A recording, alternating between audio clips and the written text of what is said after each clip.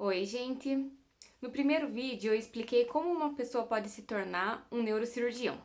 E hoje eu vou explicar o que a gente tem para fazer no dia a dia. Então, nós tratamos de doenças e lesões no sistema nervoso, seja ele central ou periférico. O sistema nervoso central é basicamente o cérebro e a medula espinhal, e o sistema nervoso periférico, basicamente os nervos periféricos que podem existir no organismo inteiro. Então, como um todo, o neurocirurgião é visto como um cirurgião de cérebro, mas não é só isso. A diferença, então, entre nós, neurocirurgiões, e os neurologistas é que as doenças e as lesões que nós tratamos do sistema nervoso, elas podem vir a ter tratamento cirúrgico. E os neurologistas, basicamente, fazem o tratamento das doenças clínicas, ou seja, que se beneficiam de tratamento medicamentoso e outras terapias, mas não cirurgia.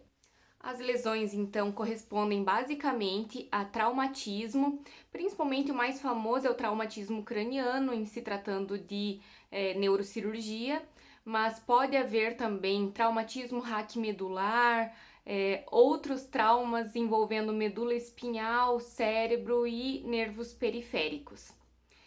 Quanto às doenças, essas doenças elas podem ser neoplásicas ou tumorais, elas podem ser inflamatórias, infecciosas, vasculares e de diversas outras etiologias.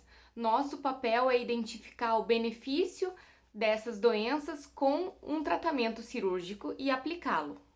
É por isso que nós nos envolvemos tanto com outros profissionais de saúde, não só médicos, mas nós precisamos muito da presença de fisioterapeutas, fonoaudiólogos, nutricionistas, terapeutas ocupacionais, psicólogos, serviço social, enfim, uma gama de profissionais em volta que podem tanto identificar essas doenças, mas principalmente vão nos ajudar a recuperar os pacientes que porventura tenham tido alguma doença ou lesão do sistema nervoso, ficaram com alguma sequela neurológica e precisam de reabilitação.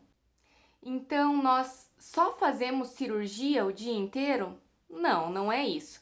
Neurocirurgião também tem o seu consultório, em que examina e faz o acompanhamento desses próprios pacientes que por ele foram operados, mas também que recebem pacientes de indicação de outros colegas, principalmente dos neurologistas, para avaliar e indicar o tratamento cirúrgico.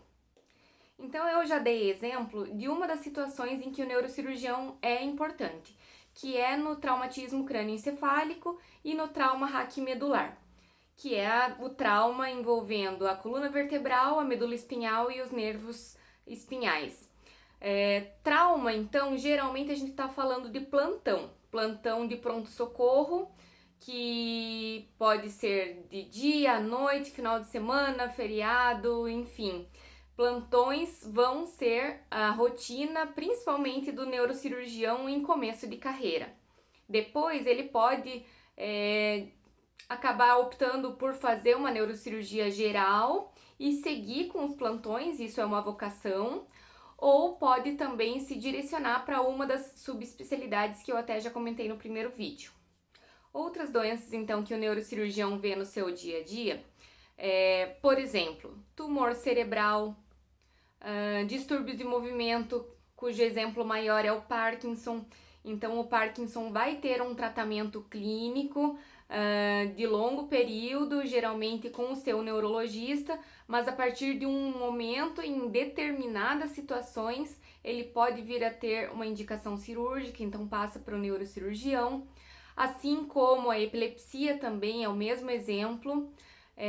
Outras doenças também vasculares, então envolvendo a circulação do cérebro, que é a parte que eu faço, por exemplo. Doenças de malformações congênitas de crianças, malformações no cérebro ou na medula espinhal. Outro exemplo do nosso dia a dia também são as doenças envolvendo a coluna vertebral, não só os traumas, como eu falei anteriormente, mas doenças, por exemplo, hérnia de disco, desalinhamento da coluna vertebral, compressão de nervos, como o nervo ciático, nervos da coluna cervical. E aí vai haver uma grande sobreposição com ortopedistas especialistas em coluna, que também existem. Existem várias doenças ali que os dois podem tratar, como existem determinadas doenças que são específicas para o neurocirurgião de coluna e específicas para o ortopedista de coluna. Então, qual é a nossa diferença com os neurologistas, que são tão nossos parceiros, mas que a população nos confunde o tempo todo? Eu sou chamada sempre de neurologista, e tá tudo bem. Os neurologistas, eles tratam de doenças exclusivamente de tratamento clínico, ou que pelo menos, na grande maioria das vezes, não se beneficia de nenhum tipo de cirurgia.